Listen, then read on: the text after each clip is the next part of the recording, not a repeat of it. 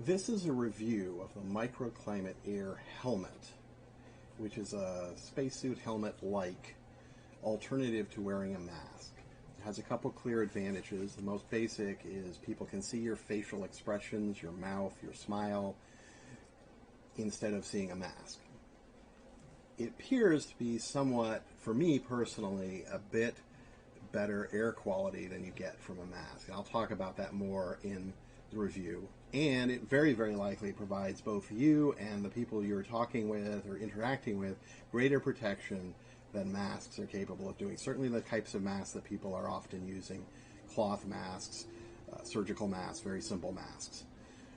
Yeah, it's got a solid acrylic dome here, and the material here is like a sort of a scarf that's supposedly not very permeable. And I've had good experiences with it. I'm going to give a short review of my experiences as well as limitations I feel it has and what the future might bring in terms of having some sort of mask alternative if the COVID pandemic continues or continues to be a panic or there are subsequent repeats of this episode with other viruses or other reasons for using this.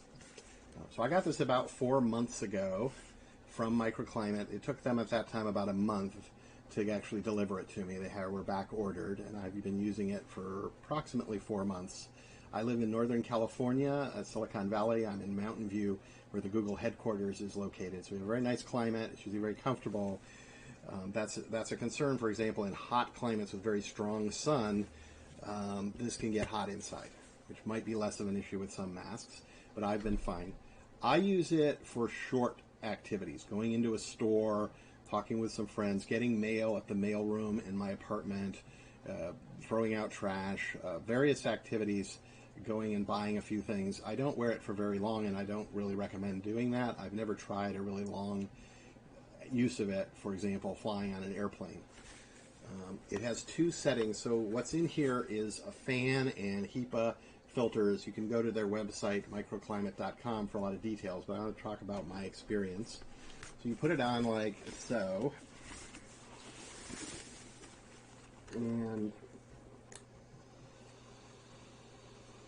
so it probably can't hear me too well, but anyway, you can probably hear a little bit of the fan in my voice. I'm going to turn down the fan to the lower setting.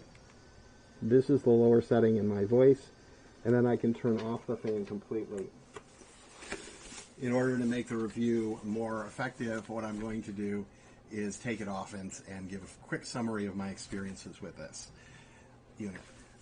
It's not very symmetrical in weight, so it has a tendency to fall forward when you bend over, which is not ideal. I added a strap to it, just a Velcro strap. That helps with this problem, but it's not a total fix. Secondly, like a motorcycle helmet, it puts the weight on your head and your neck instead of in a spacesuit like the NASA simulated suits that I've used.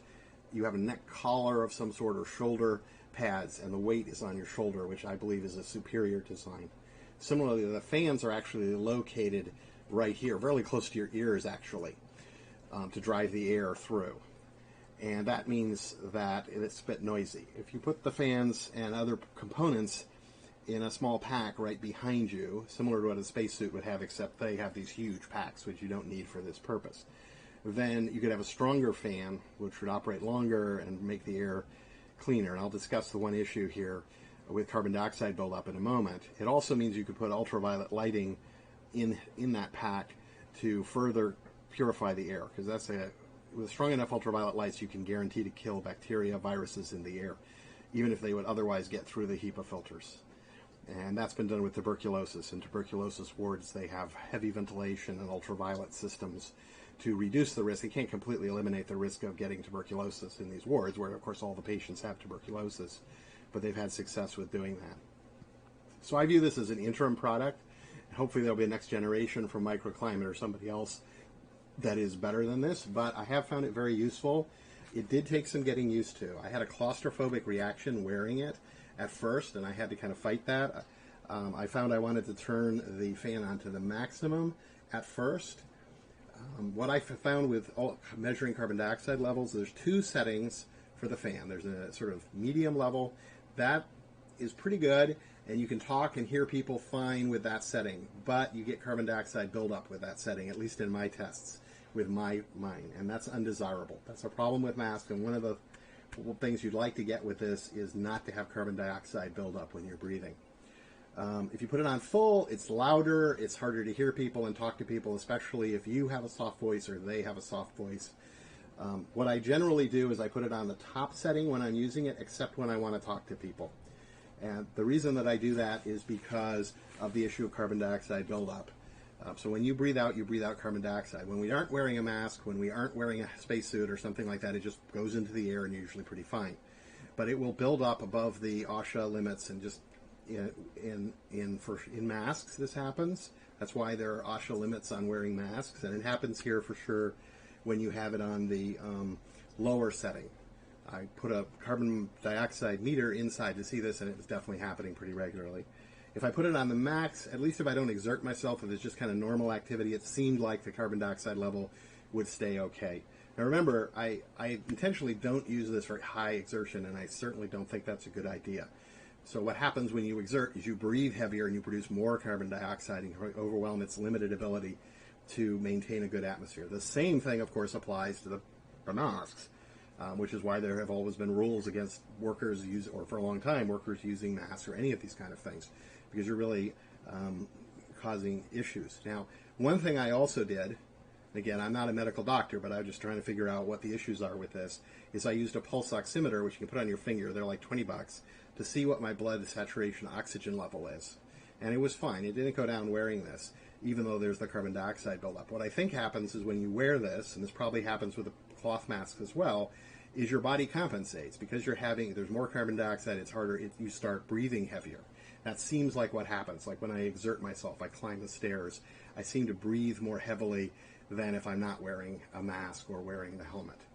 The reason for that, very likely, and I'm not an expert, but the very likely reason for that is your body is compensating and breathing more to get more oxygen in to maintain that essential, critical, life-dependent oxygen level in your blood. So at least someone like me, I'm in my 50s and in okay health. I don't have any serious problems so far. Let's keep our fingers crossed. But my point is that this is not just like being in a normal environment. It is changing things, just like wearing masks is changing things in ways we have very little experience with. So I don't myself wear it for long periods of time, only when I really have to. But it's probably safer for both me and other people to wear this than the masks. And the people can see my face.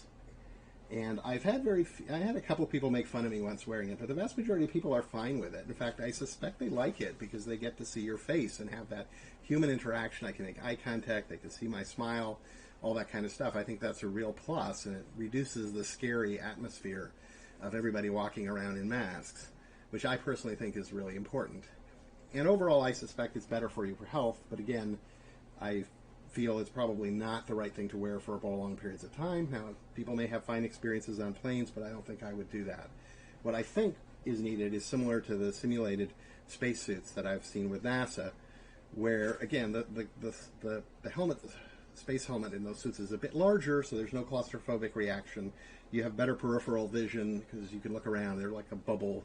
And you have a backpack with a more powerful fan, and you could add ultraviolet ventilation lighting and so on, ultraviolet lighting to kill the viruses and bacteria in the air, and it puts the weight on your shoulders and your back. And we're not talking about a lot of weight here. We're talking about a few pounds for the fans, the batteries, and the ultraviolet lights, which would be LEDs today probably, although they're also old-fashioned, bulbs. So overall, I think it's a worthwhile product. It's expensive. This cost me about $350, including shipping and handling. You can look all this up on their website. So it's not for everybody for a number of reasons, but it does have these pluses that I personally feel like I'm getting better airflow with it, especially when I have the full fan on. So what I do, as I said, is have that fan on except when I need to talk to people, or I have maybe some other concern, like I want to make sure I can hear something. But generally, I put it on the maximum fan setting. That helps. It also helped with adjusting to this thing is only an inch or two from your face. So it takes some getting used to. But overall, I've been happy with it for the use of just limited uses, about going to the mailroom, taking care of things around the apartment complex where I live, chatting with friends sometimes, and of course going to the store, picking up some food, things like that. So overall, it's a good good product. I hope they will bring out, or someone else will bring out, a next generation that addresses some of the issues that I've mentioned here. And now I will stop the review.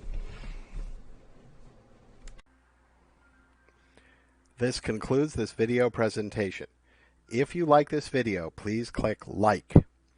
Please click subscribe and the notification bell if you would like to receive more content from us. You can avoid internet censorship by subscribing directly to our RSS news feed.